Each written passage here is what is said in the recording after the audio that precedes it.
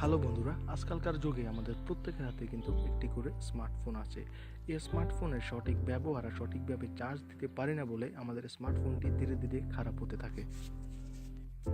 যেমন মনে করুন, আমাদের স্মার্টফোনটাকে আমরা সঠিক নিয়মে চার্জ করতে পারি না বিধায় আমাদের বিভিন্ন ধরনের সমস্যার সম্মুখীন হতে হয়। যেমন ধরুন, আমাদের ফোনের ব্যাটারি ফুলে যায়, আমাদের ফোন অধিক পরিমাণে হিট হয়ে যায়। এই সমস্যাগুলো থেকে কীভাবে বাঁচতে পারবেন, এই ধরনের কিছু টিপস আজকে আপনাদের সাথে শেয়ার করব। আর ভিডিও শুরু করার আগে বেল আইকনটি ক্লিক করে সাবস্ক্রাইব করে রাখুন, আর আমার চ্যানেলে প্রথমবার এসে থাকলে লাইক দিয়ে বসে পড়ুন। তো চলুন।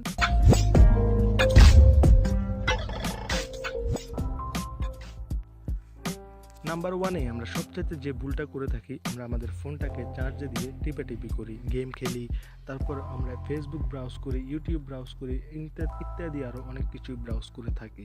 তো সেটা কিন্তু আমরা কখনোই করা যাবে না। সেটা করলে আমাদের ফোনের যে চার্জার হওয়ার সময় যে ভোল্টেজটা পাওয়ার কথা, সেক্ষেত্রে কিন্তু সেটা সঠিকভাবে পায় না। সেটা না পাওয়ার কারণে আমাদের ফোনের ব্যাটারিটা কিন্তু আস্তে আস্তে ফুলতে থাকে। তো গাইস, একটু চেষ্টা করবেন এই ধরনের প্রবলেমগুলো থেকে আপনি যদি বাঁচতে চান, তাহলে অবশ্যই আপনার ফোনটাকে চার্জে দিয়ে কখনো ইন্টারনেট ব্রাউজ করবেন না।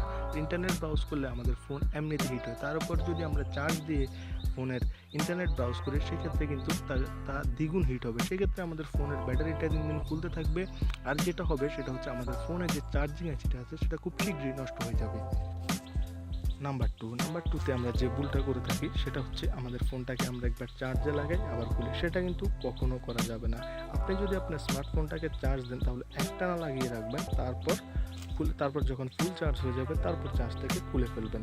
আমরা যখন একবার চার্জে লাগাবো আর একবার চার্জ থেকে খুলবো, সেক্ষেত্রে হবে কি, আমাদের ফোনের যে ব্যাটারিতে যে ভোল্টেজে চার্জ হওয়ার কথা, সেই ভোল্টেজে কিন্তু চার্জটা হবে না। বিভিন্ন সময় বিভিন্ন ভোল্টেজে চার্জটা হবে। সেক্ষেত্রে হবে গাইজ, আমরা যখন আমাদের স্মার্টফোনটি যখন ফুল চার্জ হয়ে যাবে, সেক্ষেত্রে এটা আমরা কিন্তু লং টাইম ব্যবহার করব না। মানে আমাদের ব্যাটারির ব্যাকআপ যতটুকু দেওয়ার কথা ততটুকু কিন্তু দেবে না, কারণ আমরা সঠিকভাবে চার্জ দিইনি। কারণ আপনি যখন চার্জ দিবেন, তখন কিন্তু একটানা চার্জ দিতে চেষ্টা করবেন। এরকম বারবার খুলে বারবার লাগালে কিন্তু ফোনের সঠিক ভোল্টেজে চার্জ হওয়ার কথা সেটা কিন্তু হবে না। সেই কারণে চেষ্টা করবেন যাতে আমাদের ফোনটাকে আমরা সঠিকভাবে একটানা চার্জ করতে পারি। নাম্বার থ্রিতে আমরা যে ভুলটা করে থাকি সেটা হচ্ছে আমরা আমাদের ফোনটাকে চার্জে লাগিয়ে আমরা মুভি দেখি। বাট এই জিনিসটা কতটা বোকামি আমরা নিজেরাও জানি না। আমরা যখন আমাদের ফোনটা দিয়ে মুভি দেখি, তখন আমাদের ফোনের যে লাইটটি আছে সেটা কিন্তু একাধারে জ্বলে থাকে, মানে একটানা জ্বলে থাকে। তখন হয় কি, তখন যদি আমরা মুভি দেখি, আপনি একটু ট্রাই করে দেখবেন, আপনি যখন চার্জে না লাগিয়েও আপনার ফোনে মুভি দেখবেন, আপনার ফোনটি কিন্তু আস্তে আস্তে হিট হতে থাকবে। তার উপর যদি আমরা চার্জে লাগিয়ে আপনার মুভি দেখি, সেক্ষেত্রে হবে কি, আমাদের ফোনের যে চার্জিং আইসিটা আছে সেটার উপর হেভি পরিমাণে এফেক্ট পড়বে। সেটার ফলে হবে কি, একটা সময় আমাদের ফোনটা কিন্তু শর্ট হয়ে যাবে। আর শর্ট হয়ে গেলে, একবার যদি শর্ট হয়ে যায়, কিছু ফোন শর্ট হলেও সেটাকে আবার রিপেয়ার করা যায় না।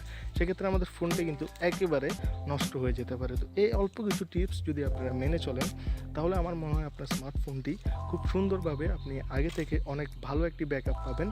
তো একটু চেষ্টা করবেন, আজকে যে টিপসগুলো আপনাদের সাথে শেয়ার করলাম সেগুলো একটু মেনে আপনার ফোনটি চার্জ দিয়ে দেখবেন আপনার ফোনটা আগে থেকে অনেক ভালো একটি সার্ভিস দিচ্ছে। ভিডিওটা কেমন লাগলো কমেন্ট বক্সে জানাতে ভুলবেন না, আর অবশ্যই একটা লাইক দিবেন, আর আমার চ্যানেলটি সাবস্ক্রাইব করে ঘন্টাটা বাজিয়ে দিবেন। আল্লাহ হাফেজ।